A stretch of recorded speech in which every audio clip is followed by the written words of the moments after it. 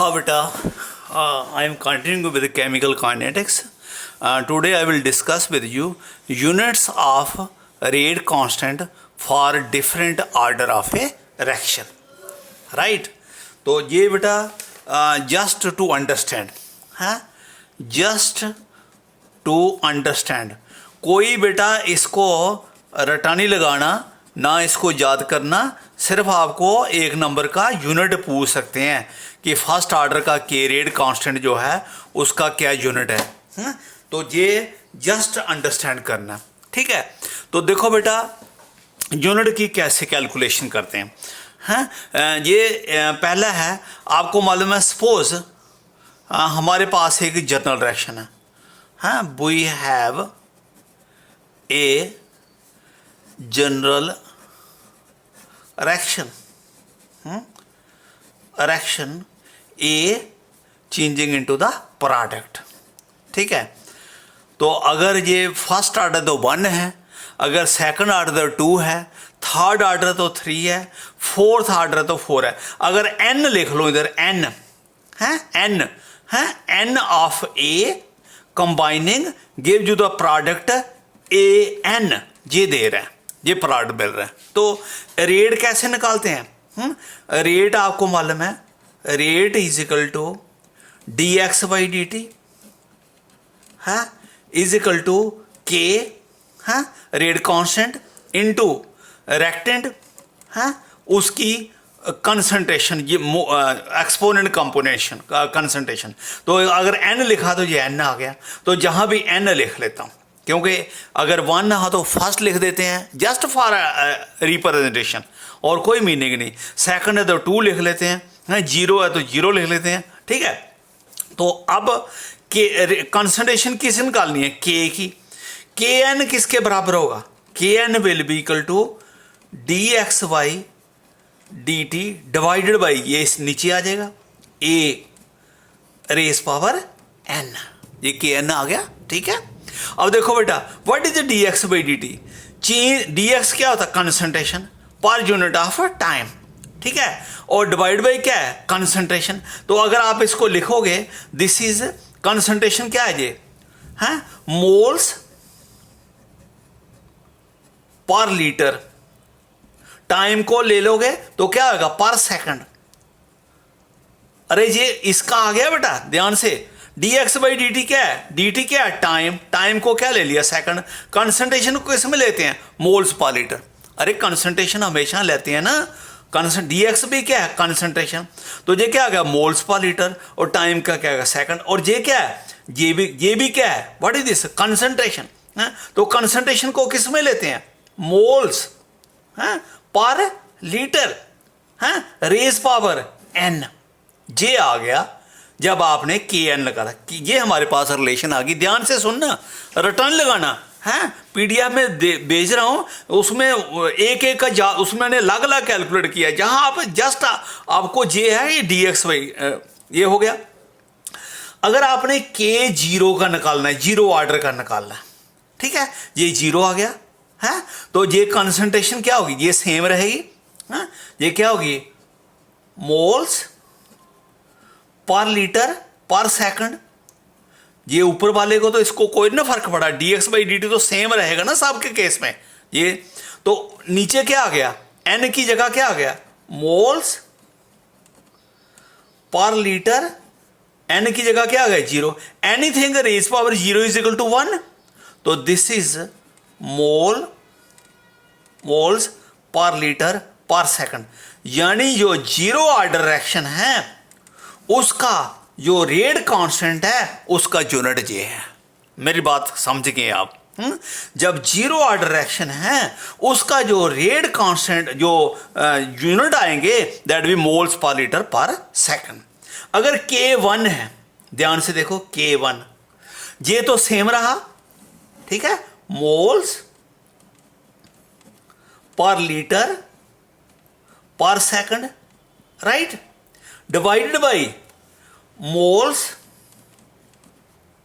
पर litre raise power 1। ये raise power 1 हो गया। This is equal to moles per litre per second divided by moles per litre. ये mole और मोल cancel हो गया, लीटर लीटर कैंसिल हो गया, दिस इज पर सेकंड। जो फर्स्ट ऑर्डर है, जो फर्स्ट ऑर्डर की रेट कांस्टेंट होगा उसका यूनिट होगा पर सेकंड। मेरी बात समझ गए होंगे आप, हैं? जो फर्स्ट ऑर्डर का होगा उसका जो यूनिट आएंगे पर सेकंड। सपोज सेकंड ऑर्डर का निकालते हैं, सेकंड ऑर्डर का निकाल रहे हो, this is for zero order, this is for first order का unit, this is for second order. Second order का कैसे निकालेगा? ये ऊपर वाला तो सेम रहेगा, moles per litre per second रहा सेम, डिवाइड बाय क्या आएगा, मोल्स पर लीटर, है यहां क्या आएगा 2। अरे n की वैल्यू 2 आ गई, सेकंड ऑर्डर है। जब n 0 हो तो जीरो ऑर्डर होता है, जब n 1 हो तो फर्स्ट ऑर्डर होता है, n 2 हो तो सेकंड ऑर्डर होता है, तो 2 हो गया। तो ये किसके बराबर हो गया, moles per litre per second divide by क्या आएगा, मोल्स स्क्वायर। ये मोल्स का स्क्वायर आ गया, लीटर का -2। मेरी बात समझ गए? देखो ये स्क्वायर है, ये मोल है, तो ऊपर जाके ये मोल कैंसिल हो गया, पीछे क्या बच गया, मोल। लेकिन ऊपर जाके मोल क्या हो जाएगा, माइनस में, क्योंकि ये 2 है ना, ये 1 है, 2 ऊपर जाके -2 हो जाएगा, -2 से +1 निकल गया -1, तो लीटर ये -2 है, ऊपर जाके क्या हो जाएगा +2, तो +2 से माइनस निकालोगे तो क्या आएगा, लीटर। ये लीटर हो गया, और सेकंड ही रहा, तो इसका लिख सकते हो लीटर, लीटर पर मोल्स पर सेकंड।